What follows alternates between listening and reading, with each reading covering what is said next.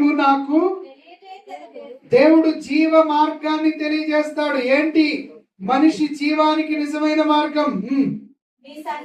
నీ సన్నిధిని సంపూర్ణ సంతోషము కలదు, నీ కుడి చేతిలో నిత్య సుఖములు కలవు. గట్టిగా చప్పులు కట్టి ప్రవేశం జరుగుతాం. హల్లెలూయా.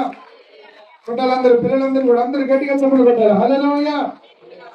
దేవుని సన్నిధిలో చెప్పండి ఏముందట? ఆ సంపూర్ణ సంతోషమే నీకు ఇవ్వడానికి దేవుడు రమ్మంటున్నాడు. చాలా మంది అభిప్రాయాల్లో ఉన్నది ఏంటంటే, మందిరం కుదిరితే వెళదాం, లేకపోతే లేదు. ఎక్కడున్నా మనం దేవుని బిడ్డలమేగా, ఎక్కడున్నా మనం దేవుని వారమే. దేవుని వారమే కరెక్టే.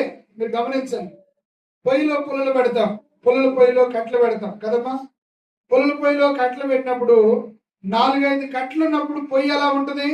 చక్కగా వెలుగుతా ఉంటది, మండుతా ఉంటది.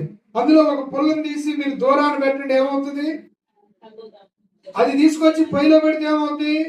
బగబగా మండుతా ఉంటుంది. అది తీసుకెళ్లి పొయ్యికి ఈ మిగిలిన పుల్లలకు దూరంగా పెడితే ఏమవుతుంది? అది ఆరిపోద్ది. ఎందుకని ఆరిపోద్ది? 2-3 నా నామమున ఎక్కడ కూడి ఉంటారో అక్కడ వారి మధ్యలో నేను ఉంటానన్నాడు. ఇలా మనం కూడుకోవడాన్ని బట్టి దేవుడు మన మధ్యలోకి వచ్చేస్తారు.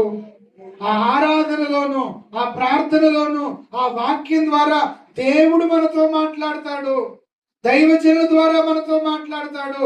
ఇక్కడ దేవుని పరిశుద్ధమైన వాతావరణం కలుగుతుంది.